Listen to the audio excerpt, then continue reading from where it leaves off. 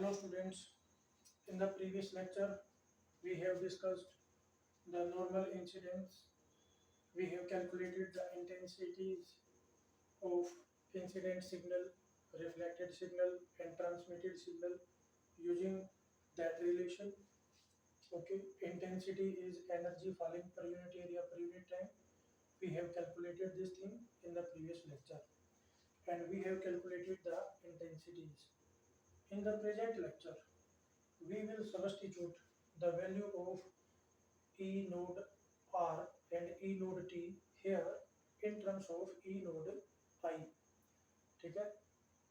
And we will find their ratios to find the coefficient of reflection and transmission. So before that, I would like to tell you one thing, and that is the factor beta. Okay, the factor beta is calculated in second previous lecture, and beta came out to be, I am writing here, beta is beta, this is mu1 by mu2 and v1 by v2. Okay, and here we are assuming that both media 1 and 2, those are non-magnetic. Both media are non-magnetic. For non-magnetic material, mu1 will be equal to mu2 and it will be the same value that is in the air medium. Okay, so a non-magnetic material is not affected by the presence of external magnetic field. We have done this thing.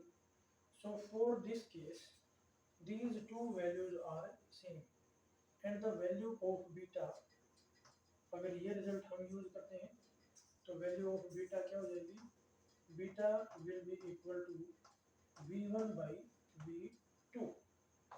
Okay, and if we write beta in terms of refractive indexes, then you must know the velocity is inversely proportional to refractive index. Or if you write it in terms of lambda, then it must be clear in your mind that velocity is directly proportional to lambda. Okay, if you write this relation in terms of wave vector, so you must know that we know k this is equal to 2 pi by lambda. So k and lambda, these are inversely proportional. So v is inversely proportional to k. V is inversely proportional to k. So using any of these relation, you can write the value of beta in terms of k, lambda, neta, and whatever you want. Okay, I will make use of these relations later, and now I will find the value of coefficient of reflection. Okay, one more important point here is that must be clear in your mind is that the refractive index is of a medium that is equal to root relative electrical permittivity of a medium into mu r, magnetic permeability of the medium. If the material is, if the medium is non-magnetic, it means its relative electrical permittivity is equal to 1. Okay, if you substitute here 1, then you will get the refractive index will be only equal to this 1. Okay, so we will use these relations now to find coefficient of coefficient coefficient of reflection and transmission. So coefficient of reflection is given by R, and this is basically the ratio of reflected light and the incident light, and both these factors we have calculated here. So we have to take the ratio of I reflected with I incident. So you can see here 1 by 2 is present in both factor, epsilon 1 is present in both factor, v1 v1 this is present in both factor.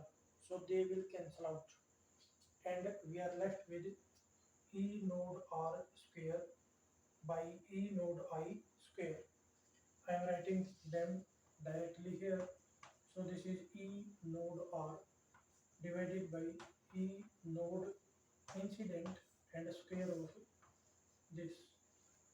Okay, so this is the coefficient of reflection. Now we have to find the value of this vector, that is E node amplitude of reflected by amplitude of incident. So यहाँ से निकाल सकते हैं आप amplitude of incident को इसके नीचे ले आओ तो वो चीज़ बन जाएगी।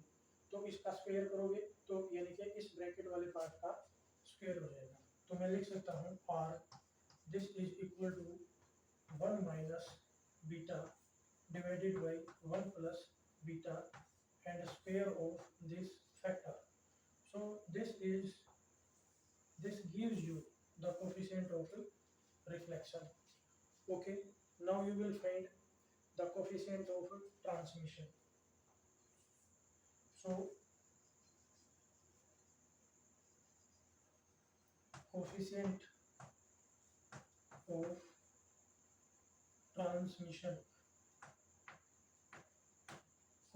of transmission, it is given by T. This is the ratio of intensity of transmitted signal divided by intensity of incident signal. So here you will see this is the transmitted signal and this is the incident signal. So you see half is common in these two factors, so it will cancel. Okay, then you have epsilon 2, here you have epsilon 1, it will not cancel, v1 v2 ये भी cancel नहीं होगा जैसे पहले वाले case में cancel हो गया था। तो यहाँ पे मैं वैल्यू जो रख देता हूँ, तो पहली वैल्यू है epsilon 2, then we have v2, तो यहाँ पे लिख दिया मैंने v2, then you have e node t square, तो यहाँ पे लिख देता हूँ मैं e node t square, तो यहाँ पे लिख दिया e node transmitted and its square divided by, in the upper part you have epsilon 1, so I am writing here epsilon 1, then you have v1, so here I will write v1, then you have e node t e node I square, so here I have amplitude of incident wave and its square. So keep writing, keep making notes.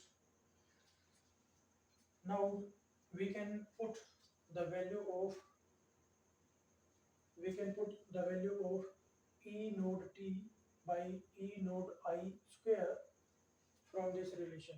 You will take e node I in the denominator and its square will be square of this bracket.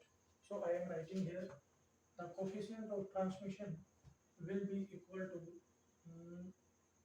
this will be epsilon 2 v2 divided by epsilon 1 v1, and here ratio of this factor will be 2 divided by 1 plus beta and its square. So this is the coefficient of transmission. Okay, now we will substitute the value of beta here and here, and also adjust the value of these factors to find the actual value of R and T.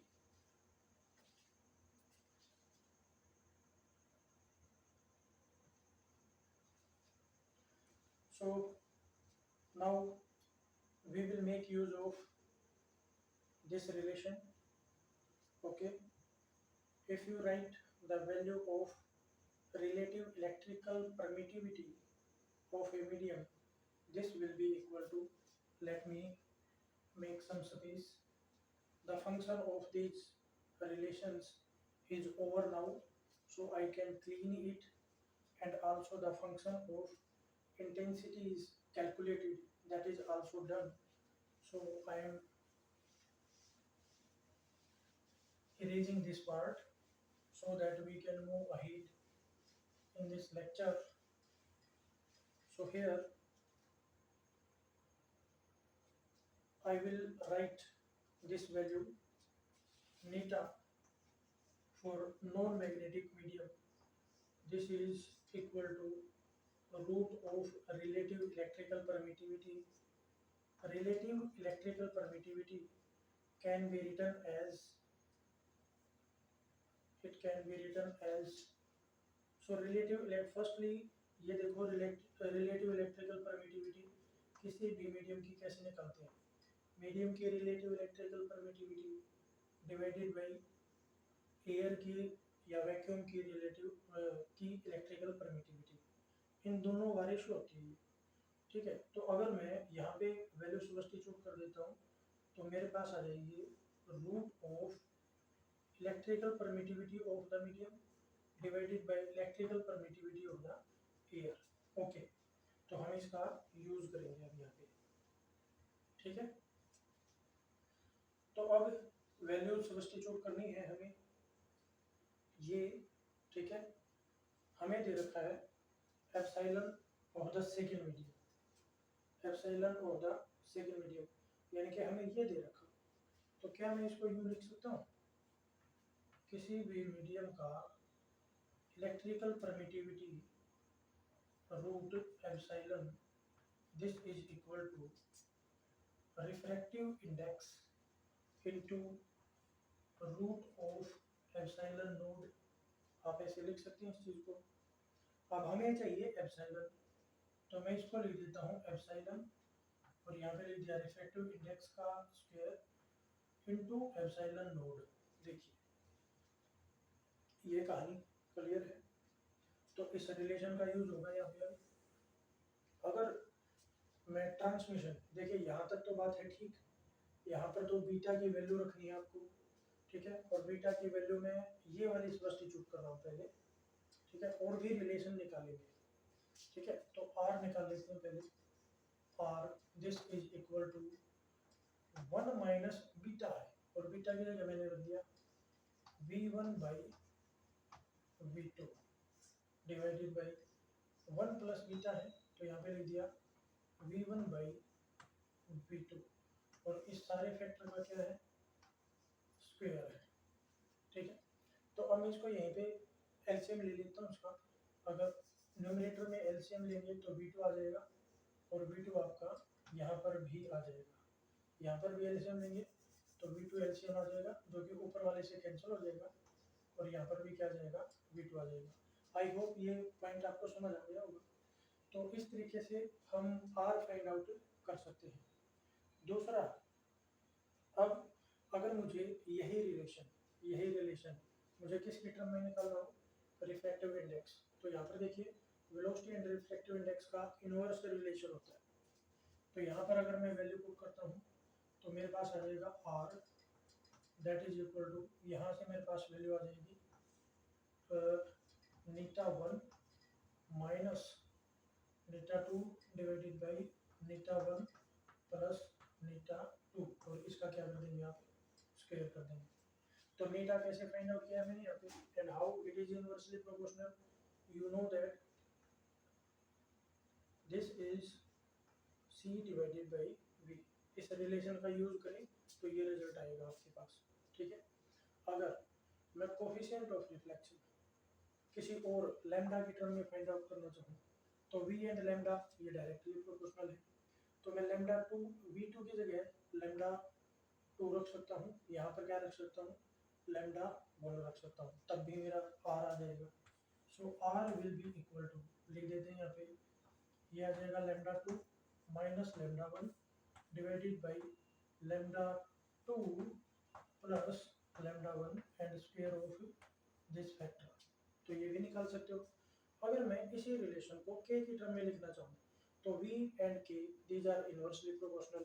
तो इसी relation में substitute करने हैं सारे, तो मेरे पास आ जाएगा, देखिए r इज इक्वल टू, देखिए वैल्यू पुट करते हैं. तो क्योंकि इनका इनवर्स रिलेशन है, ठीक है, तो मैं इसका रिलेशन भी बता देता हूँ आपको। आपने फाइंड आउट किया हुआ है velocity that is equal to omega divided by k. अब जो ओमेगा है ना वो मीडियम पे डिपेंड नहीं करता। जब इलेक्ट्रोमैग्नेटिक वेव एक मीडियम से दूसरे मीडियम में जाती है तो उसका इलेक्ट्रिकल परमिटिविटी चेंज होता है, मैग्नेटिक परमिएबिलिटी चेंज होता है, उसकी वेवलेंथ चेंज हो सकती है, उसकी वेलोसिटी चेंज हो सकती है, ठीक है। लेकिन एंगुलर वेलोसिटी चेंज इसलिए नहीं होती क्योंकि जो फ्रीक्वेंसी है that is the characteristic of source, not that of medium, ठीक है। जो सोर्स है जो इलेक्ट्रोमैग्नेटिक वेव प्रोड्यूस कर रहा है वो जिस फ्रीक्वेंसी से ऑसिलेट करता है, वाइब्रेट करता है, उसी फ्रीक्वेंसी की इलेक्ट्रोमैग्नेटिक वेव जनरेट करता है।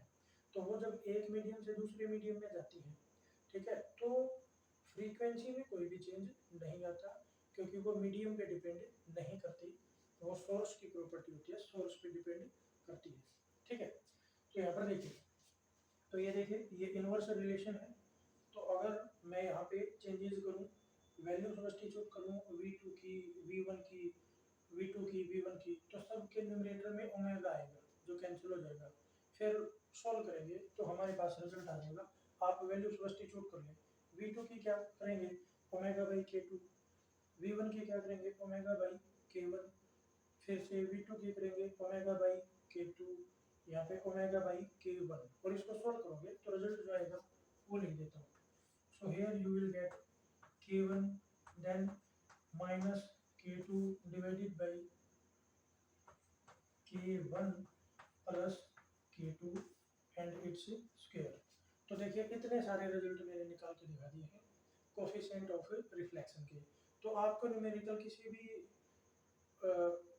पैरामीटर में पूछा जाए तो आप इसको इजीली निकाल सकते हो, ठीक है।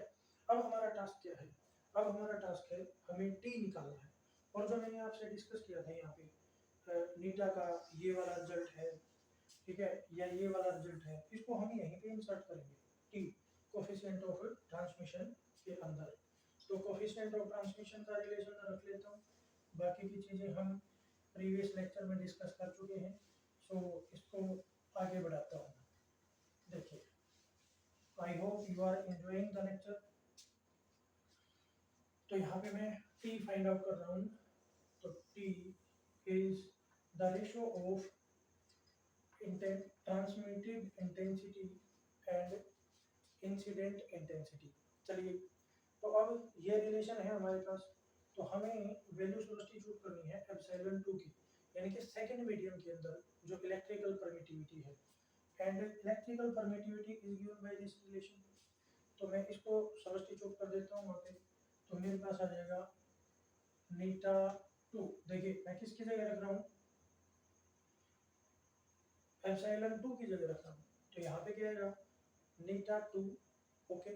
तो यहाँ पे आ गया eta 2 and its square, and then I have epsilon naught divided by, यहाँ पे एप्सिलॉन 1 की जगह रखेंगे हम eta 1 square into epsilon naught. चलिए अब आप पुट करेंगे v2 बाई v1, तो v2 बाई v1 इसको मैं एज इट इज पुट कर देता हूँ v2 बाई v1, ठीक है। और फिर हमारे पास रिलेशन आ जाएगा ये वाला, ठीक है, और इसमें भी बीटा सब्स्टिट्यूट करना आपको। तो मेरे पास आ गया 2 डिवाइडेड बाई 1 प्लस बीटा की वैल्यू रख दी गई, तो v1 बाई v2 और इस ब्रैकेट का पूरी का स्क्वायर है। तो सबसे पहले हम रिजल्ट निकाल लेंगे v की टर्म में, ठीक है।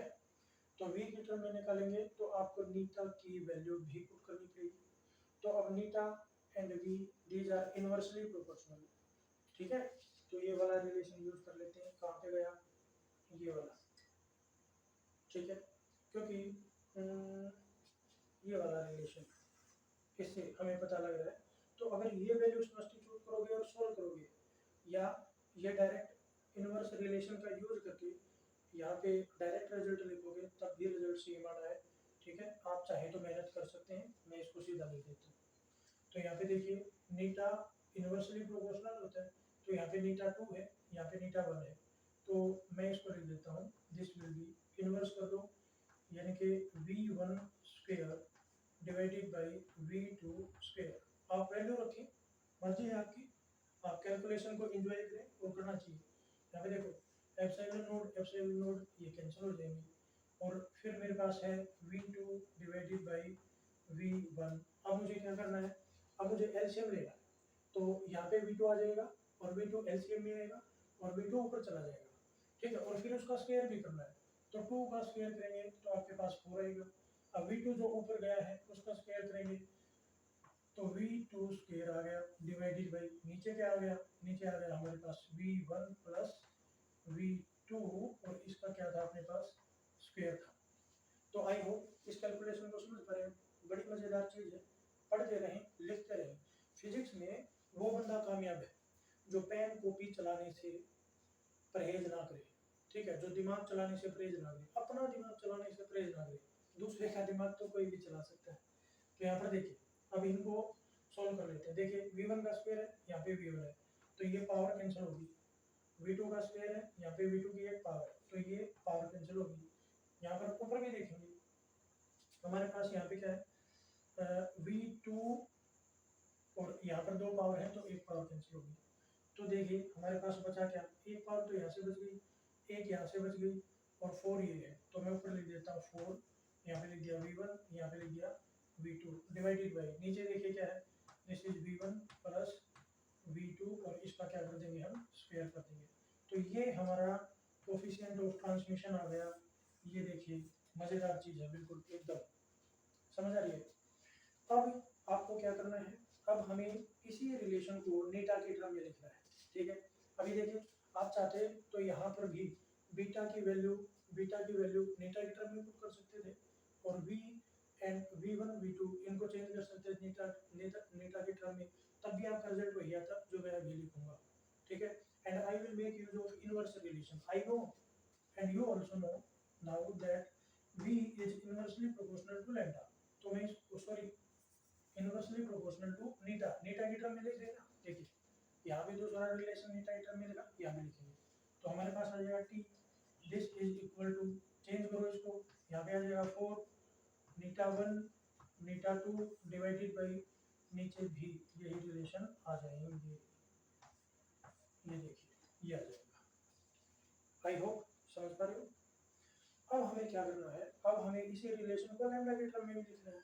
लिख सकते हो, आप खुद लिखोगे, के टर्म में भी लिख सकते हो, लिख सकते हो। और हर एक रिलेशन में एक बहुत इंपॉर्टेंट चीज यहाँ पे बताने जा रहा हूँ, वो आप प्रूव कर सकते हैं चाहे कोई भी रिलेशन उठा लो, ठीक है। एंड दैट इज, अब जब इलेक्ट्रोमैग्नेटिक वेव एक मीडियम से दूसरे मीडियम में जा रही है तो जो इंटरफेस है ना वो एनर्जी को एब्जॉर्ब नहीं कर रहा, तो इसका मतलब ये हुआ कि जितनी एनर्जी आई थी that must be equal to the sum of energy transmitted and energy reflected।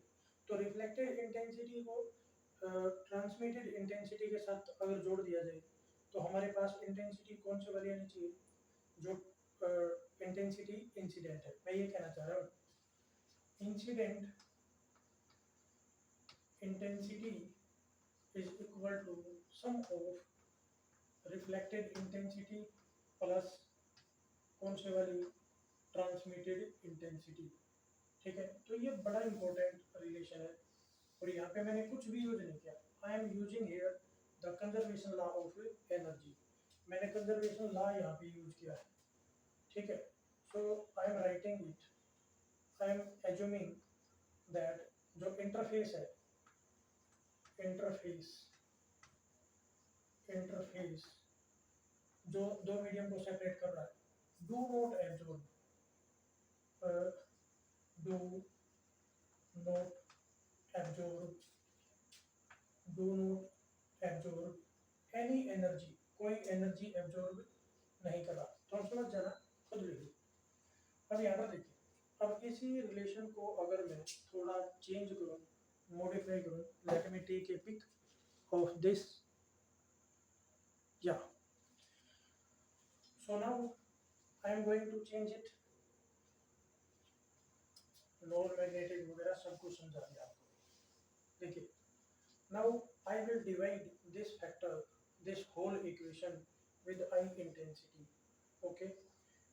If I divide the left hand side with I intensity, then you will get, let me write it, I I will write it like I reflected divided by I incident, this is equal to plus I transmitted divided by I incident, this is equal to I incident divided by I incident. What I have done here, I have divided this by I incident thoroughly.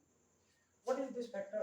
I reflected by I intensity. This is R plus I transmitted by I incident, that is coefficient of transmission, and I incident by I incident, this is nothing but 1.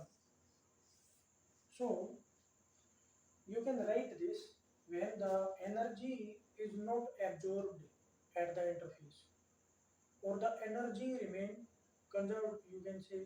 So if the energy remain conserved, then the sum of coefficient of transmission and reflection must come out to be 1. And you can do it by adding this R1, this R with this T, because this R and T are in terms of velocity. You can add these two R and T, you will get the same result. You can add this R and you will make the relation for T, and then add, you will get the same result, that is 1. And इसका भी corresponding relation निकाल सकते हैं T का, और आप same result obtain करेंगे, that is 1 after addition. Let me prove it for one of the relation, and I am choosing the first one. ऐसा मत सोचना कि मैं ये इसलिए कर रहा हूँ, ये बुक में लिखा होता है वेलोसिटी वाला और इसको सीधा हो जाएगा ये। आप चाहें तो ये वाला भी कर सकते हैं, हाँ ये वाला क्वांटम मैकेनिक्स में ये वाला रिलेशन लिखा होता है, हमने ये भी फाइंड आउट किया, ये भी किया, और भी तुम कर सकते हो, ठीक है। पर शर्त ये है कि आपकी तबीयत होनी चाहिए पेन कॉपी को घिसने की। तो यहाँ पे ये उठा लेते हैं हम, तो आर की वैल्यू रख लेते हैं, दिस इज नीटा1 माइनस नीटा2 डिवाइडेड बाई नीटा1 प्लस नीटा2, and square of this is the value of r, plus the value of t is, that is t, it is 4 नीटा1 नीटा2 divided by नीटा1 plus नीटा2 and square of this factor। चलिए ऐसे लिख सकते हैं, and we are to see what will come, ये हमारा 1 आना चाहिए भाई, ठीक है। so we are going to check this thing, r plus t is equal to 1 or not। तो यहाँ पे इसको सोल्व करते हैं। पहली बात ये देखें, इसका भी डिनोमिनेटर हमारा क्या आएगा, देखिए स्क्वायर है ऊपर, तो मैं इसको यूँ लिख लेता हूँ, स्क्वायर ऑफ दिस, न्यूमरेटर का स्क्वायर, और नीचे किसका स्क्वायर आ जाएगा, डिनोमिनेटर का।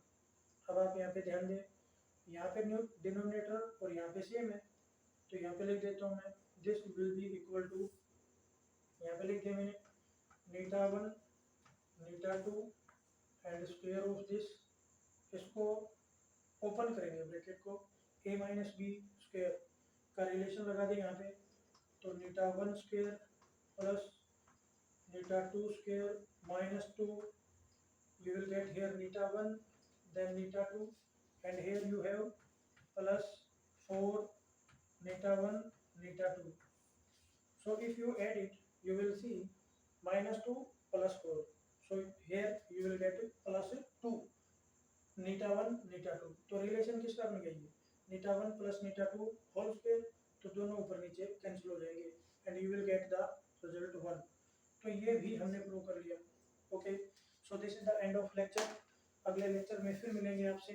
ओके, तो यहाँ पे एक शॉर्ट रिवीजन करवा देता हूँ आपको।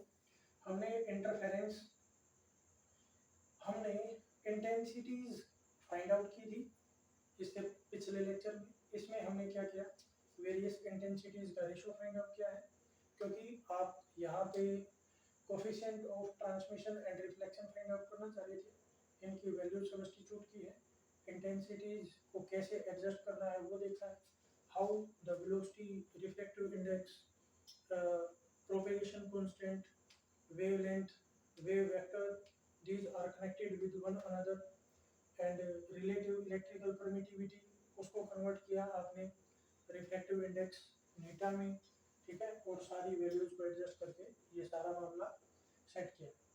ओके, उसके बाद फिर हमने एनर्जी कंजर्वेशन का यूज करके हमने आर प्लस टी को 1 के इक्वल पुट किया। आप कोई भी रिलेशन इनमें आर और टी का चूज कर सकते हैं जो कि सिमिलर पैरामीटर में हो। ऐसा मत कर दियो नीटा को आप वेलोसिटी वाले के साथ ऐड कर दो, रिजल्ट नहीं आएगा। आ तो जाएगा, पर यहाँ पे अगर नीटा का है तो इसको भी कन्वर्ट करना पड़ेगा आपको नीटा के रिलेशन में, ठीक है। So thanks for watching the lecture, keep your mind open if you want to learn conceptual and authentic physics, and stay tuned with me. If you like my lectures, then share and subscribe. Thanks for watching the lecture.